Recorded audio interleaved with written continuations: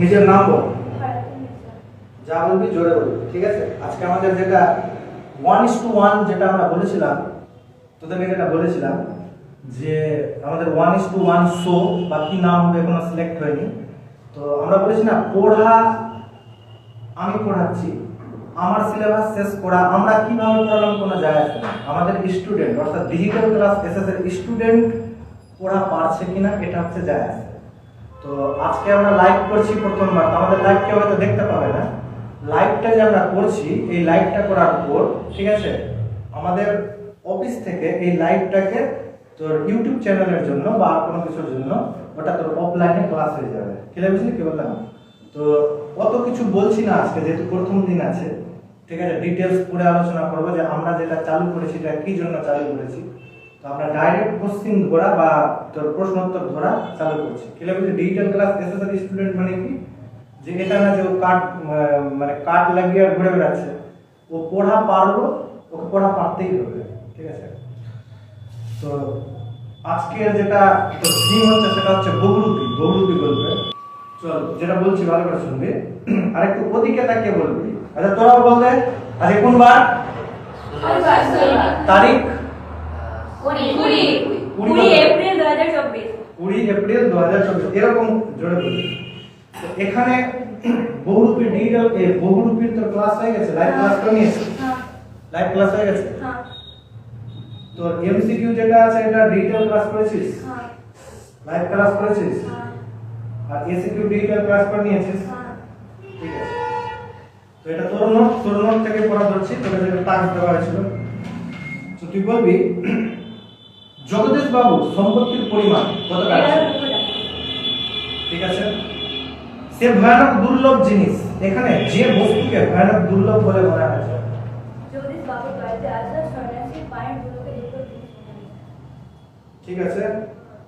জগদীশ বাবু মানুষ হিসাবে কিরূপ বা কিরকম মানুষ? ত্রিভুজ মানুষ। বহুরূপী গল্পের লেখক কে? সুবোধ ঘোষ। পরম সুখ কাকে বলে জানেন? পরম সুখ বলতে এখানে কাকে বোঝানো হয়েছে? জগদীশ বাবু। না, ভুল হলো এটা।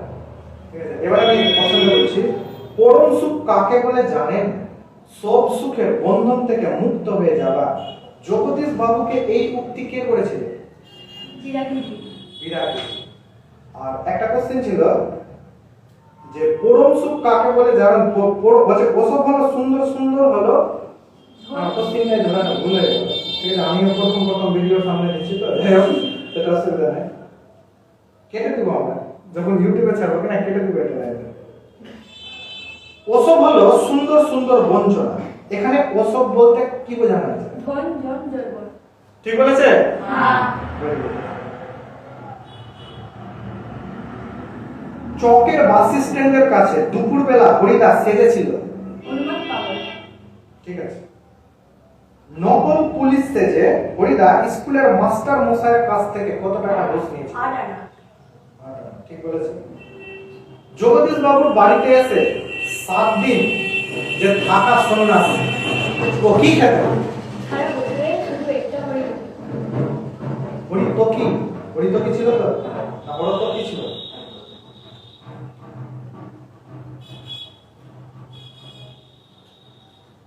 বহুরূপী গল্পে উল্লিখিত সাদা মাথা, সাদা দাড়ি, সৌম্য শান্ত চেহারা কার ছিল?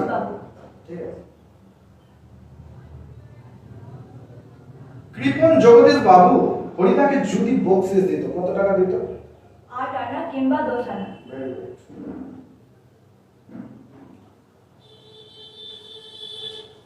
বহুরূপী গল্পের মধ্যে হরিদা কোন সাজে বা কোন ছদ্মবেশ সাজে হরিদার রোজগার সবচেয়ে বেশি হয়েছিল? বাইরে সেজে। কত টাকা? 8 টাকা 10 আনা। 8 টাকা 10 টাকা। এবার বলছি, বোচকা কাঁধে নিয়ে হরিদা কিসের ছদ্মবেশ ধারণ করেছিল? বুড়ো কাবুলিওয়ালা। ভেরি গুড, ঠিক বলেছেন। এসিকিউ হয়ে গেছে। আমরা এমসিকিউ ধরছি, তো এমসিকিউ যে ধরেছি তো আমরা বলেছিলাম যে আমরা অপশন দিব না, যদি কেউ পারে তাহলে আমরা অপশন দিব। তো দেখে লাগছে ও পড়া পারবে?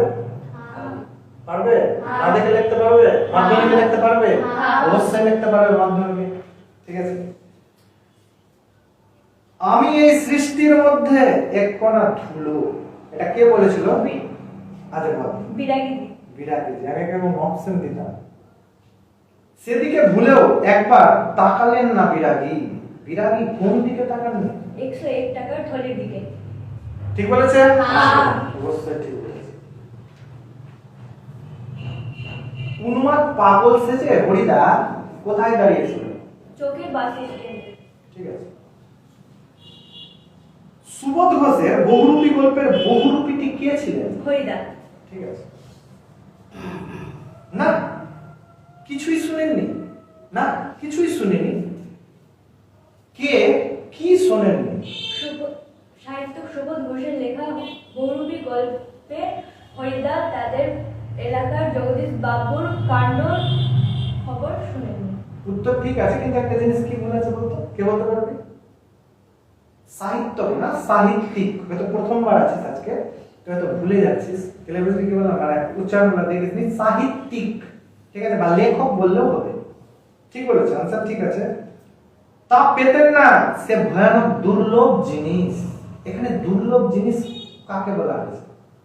সুবোধ ঘোষের লেখা বহুরূপী গল্পে জগদীশ বাবুর বাড়িতে আসা সন্ন্যাসীর পায়ের ধুলোকে দুর্লভ জিনিস বলেছে। ঠিক আছে। হিমালয় থেকে তার বাড়িতে আসা সন্ন্যাসীকে বিদায় দেবার সময় জগদীশ বাবু কি করেছিলেন? হিমালয় থেকে আসা সন্ন্যাসীকে জগদীশ বাবু বিদায় দেওয়ার সময় জোর করে 100 টাকার একটা নোট তার ঝোলায় ফেলে দিয়েছিলেন। ঝোলাই ছিল না থলি ছিল রে?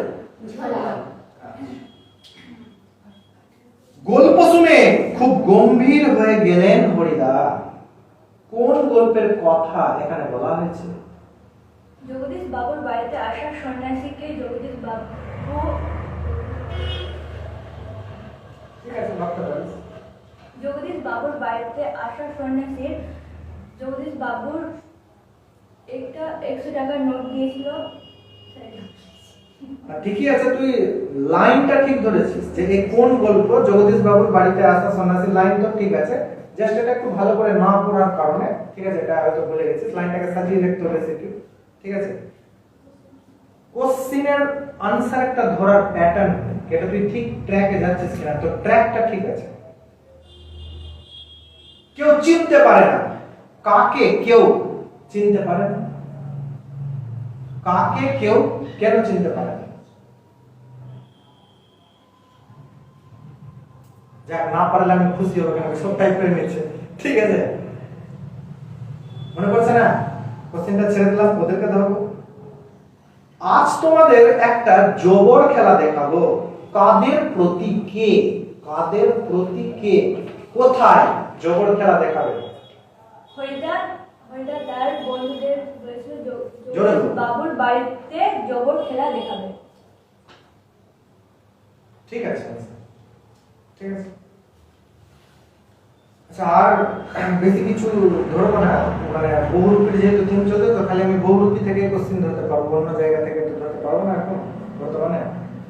আর প্রথম দিন আছে, তো এটাই বলবো কি, তোকে যেটা টাস্ক দেওয়া হয়েছিল, ডিজিটাল ক্লাস করেছিলিস, তারপর লাইভ ক্লাস করেছিলিস।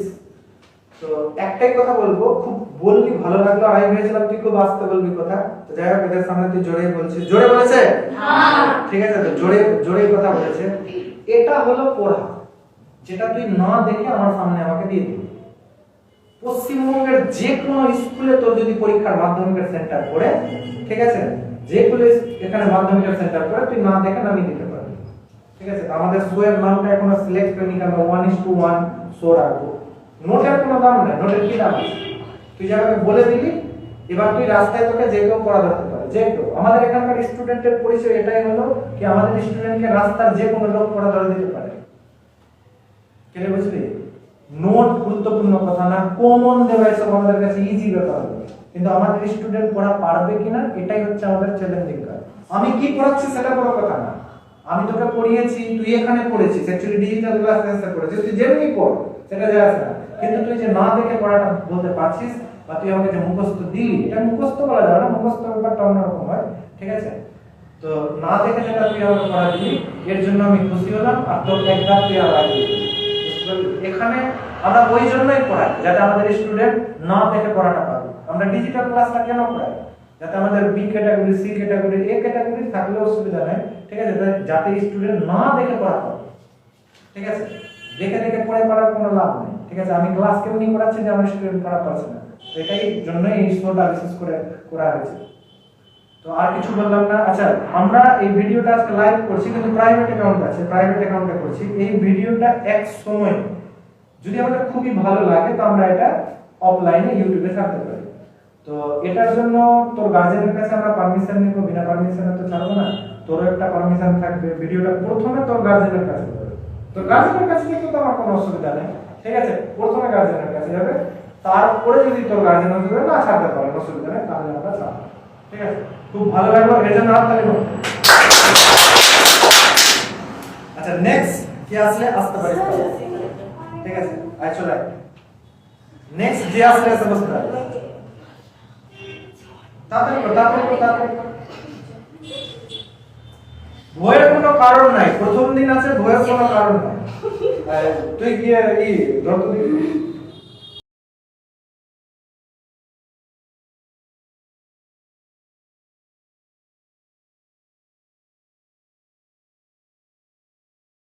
Digital Class SS